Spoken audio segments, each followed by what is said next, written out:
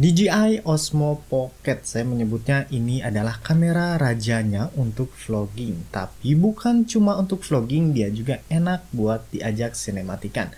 Dengan adanya gimbal di sini, kualitas stabilitasnya pasti kelas tinggi. Tidak akan ada cerita video kedutan atau jerat-jedut atau orang sering menyebutnya jitter pada hasil videonya ini. Kenapa saya bilang ini rajanya vlogging? Ya lihat saja. Ukurannya cuma sebesar ini, tapi kualitas videonya sudah sangat oke. Buat kamu yang males bawa kamera besar untuk vlogging di luar ruangan, ini bisa jadi solusinya. Atau buat kamu yang suka malu ketika ngevlog di tempat wisata atau di keramaian, ini juga bisa jadi solusinya. Lebih dari itu, Osmo Pocket juga sering saya gunakan untuk kebutuhan pekerjaan. Sekedar informasi, saya ini seringkali mendapatkan job untuk membuat video promosi di kafe atau restoran. Dan saya kadang menggunakan Osmo Pocket untuk adegan tertentu, misalnya untuk tracking objek atau untuk di tempat yang sempit. Bahkan saat ada job wedding, ini biasanya saya jadikan kamera backup untuk ngecover adegan tertentu yang sulit dijangkau oleh kamera besar. Dan tahukah kamu kalau di tahun 2026 ini adalah waktu yang paling tepat untuk membeli DJI Osmo Pocket 3 ini. Kenapa saya bilang begitu? Ini dia beberapa alasan kenapa Osmo Pocket 3 sangat layak dibeli di tahun 2026.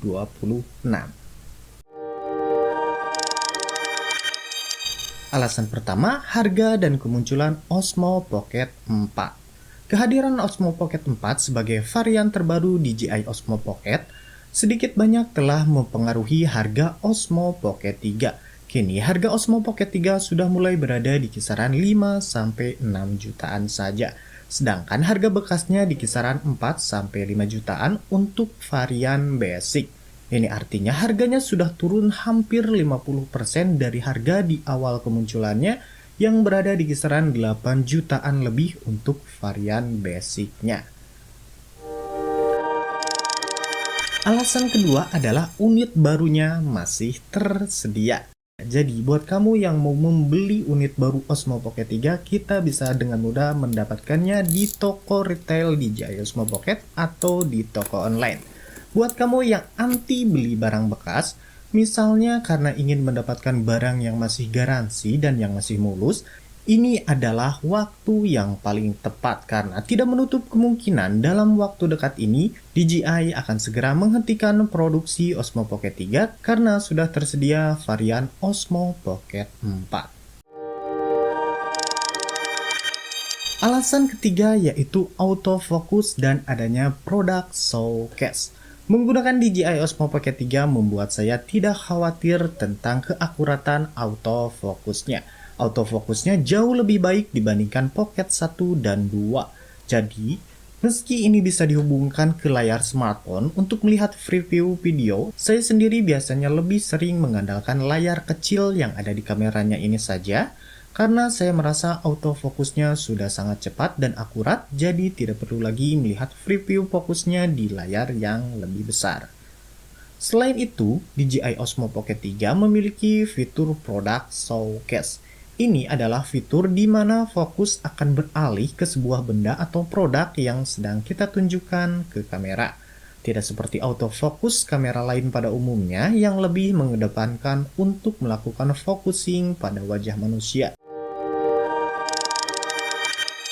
Alasan berikutnya yaitu low lighting. Saya merasa untuk kamera berukuran kecil, Osmo Pocket 3 adalah salah satu kamera terbaik untuk digunakan di kondisi low light. Bahkan saya tidak ragu untuk membandingkan hasil low light-nya dengan kamera mirrorless sekalipun, seperti pada pengetesan berikut ini. Ini dia perbedaan Osmo Pocket 3 dengan kamera APS-C. Ini saya pakai lensanya yang 1,4, aperture-nya f1,4 agar bisa lebih bagus di kondisi low light-nya. Dan apakah si Osmo Pocket ini bisa mengimbangi sensor yang lebih besar di APS-C? Dan lihat untuk bokeh tentu saja di kamera APS-C sudah terlihat jelas ya, karena dia sensornya lebih besar. So mari kita matikan dulu lampunya seperti apa hasilnya. Nah ini dia Untuk Osmo Pocketnya sendiri saya menggunakan mode low light. Jadi ini sudah di mode low light. Dan untuk APS-C-nya saya menggunakan auto untuk ISO-nya. Seperti ini hasilnya, dan mari kita lihat keluar seperti apa hasilnya untuk perbandingan kedua kamera ini. Sebentar kita ke area yang lebih gelap. Nah, ini hasilnya seperti ini ya. Tapi tetap ya, ternyata kalau saya lihat di layar, kalau melawan kamera gede mirrorless APS-C, si Osmo Pocket sedikit lebih gelap ya. Tapi kalau saya kembali lihat, dia naik juga ya pencahayaannya, jadi lumayan nih. Di Osmo Pocket dia jadi lebih terang nih. Dan sekedar informasi, ini areanya sangat gelap di area saya berdiri ini. Jadi kalau misalkan pakai HP ini sudah gelap sekali nih. Tapi di kedua kamera ini masih bisa terlihat. Masih bisa terlihat jelas untuk wajah saya. Dan kemudian itu suara dari masjid. Ada yang sedang selawatan. Jadi kamu juga bisa dengarkan kualitas suaranya untuk Osmo Pocket. Hasilnya seperti ini ya. Dan kebetulan ini juga di pinggir jalan. So, sekali lagi ini dia hasil untuk perbandingan kamera APS-C Sony Nex 5R ini perwakilannya. Pakai lensa f1.4 untuk bukaan lensanya. Dan untuk focal length-nya di 17 mm. Alasan selanjutnya yaitu mic internalnya bagus. Sejujurnya saya adalah orang yang males untuk setup mikrofon eksternal saat nge-vlog. Apalagi ketika nge-vlog di luar ruangan yang kadang harus melakukan syuting serba mendadak untuk mendapatkan momen. Untungnya DJI Osmo Pocket 3 sudah memiliki 3 mic internal yang kualitasnya cukup bagus. Tinggal edit sedikit-sedikit maka saya sudah mendapatkan hasil suara yang proper untuk kebutuhan konten atau dokumentasi. Tapi jika kamu mau, Osmo Pocket 3 juga bisa terhubung ke mikrofon wireless merek apapun lewat receiver Type-C, atau bisa juga menggunakan mic kabel dengan jack Type-C juga. Dan seperti ini hasil pengetesan mic internalnya. Ini dia hasilnya seperti ini jika saya gunakan Osmo Pocket 3 untuk vlogging di bawah terik matahari tanpa filter apapun. Hasilnya seperti ini, hasil suaranya juga seperti ini. Dan kamu juga bisa dengarkan noise dari suara sungai dan juga tonggeret nih. Dan ini dynamic range-nya nih ketika menghadap cahaya matahari.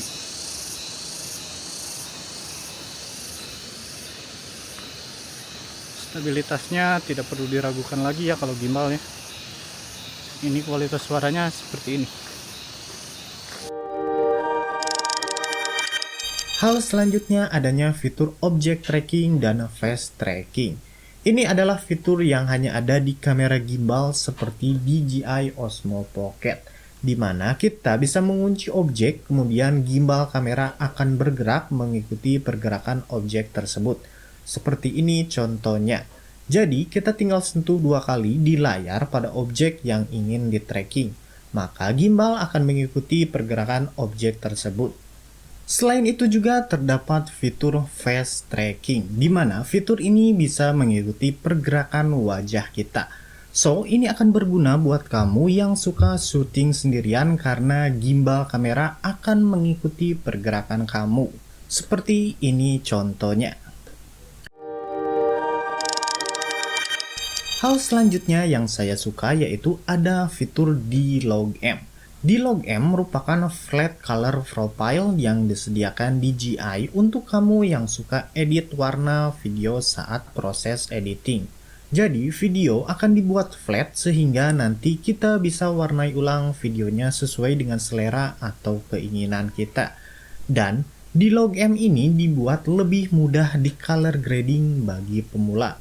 Karena tidak seperti di DJI Osmo Pocket 4 yang sudah menggunakan D-Log versi standar yang sekarang sudah versi 2 juga yang menghasilkan gambar yang benar-benar flat sekali. Di log M yang ada pada Osmo Pocket 3 masih sedikit mengeluarkan warna agar lebih mudah untuk di color grading oleh pemula. Setelah membahas kelebihannya, berikut ini kekurangan dari Osmo Pocket 3. Perlu kita ketahui jika menurut saya Osmo Pocket 3 ini lebih mendekati ke kamera profesional seperti mirrorless atau digicam. Bukan seperti action cam meskipun ukurannya sama-sama kecil dan mudah dibawa kemana-mana seperti action cam dan juga smartphone. Jadi, Osmo Pocket 3 ini saya tidak rekomendasikan untuk adegan-adegan aksi seperti untuk motovlog, berenang, lari-larian ekstrim, dan lain sebagainya. Selain itu, kekurangan lainnya Osmo Pocket 3 belum memiliki optical zoom seperti Osmo Pocket 4 Pro atau Insta360 Luna Ultra. Zoomnya masih menggunakan zoom digital dengan 3 kali pembesaran gambar. So, kesimpulannya bagaimana? DJI Osmo Pocket ini memang kamera vlogging sejati bagi saya. Autofocusnya yang akurat dan juga depth of field yang cukup berasa berkat sensor berukuran 1 inch membuatnya benar-benar sangat asik untuk digunakan vlogging. Yang dimana ini tidak akan kita dapatkan di action cam yang biasanya mengusung fixed focus. Jadi, kalau di action cam kita tidak akan bisa mendapatkan latar belakang yang blur atau bokeh seperti ini. Dan selain itu, bokeh di DJI Osmo Pocket 3 itu adalah bokeh optik, bukan bokeh sintetis seperti pada kebanyakan smartphone. Jika kamu cari untuk motovlog, untuk kamera aksi, lari-larian, berenang, maka ini tidak akan cocok. Kalau kamu carinya yang seperti itu, maka saya akan lebih merekomendasikan buat kamu membeli action cam saja. Tapi jika kamu cari yang benar-benar pure untuk vlogging, seperti untuk review tempat wisata, review produk, review tempat kuliner, dan lain sebagainya, maka ini adalah pilihan yang sangat kuat. Dengan depth of field atau bokeh yang dihasilkan pada Osmo Pocket 3, kita bisa dengan mudah melakukan beauty shoot ala kamera profesional. Sekali lagi, bahkan untuk beberapa pekerjaan saya sebagai seorang videographer, untuk kondisi-kondisi tertentu saya sering menggunakan DJI Osmo Pocket 3 ini. So, itu dia untuk video kali ini. Jika kamu tertarik untuk membeli Osmo Pocket 3 yang resmi dan bergaransi, link pembeliannya akan saya sertakan di bawah. Akhir kata, terima kasih telah menyaksikan. Jangan lupa like jika suka, subscribe jika bisa. Saya undur diri.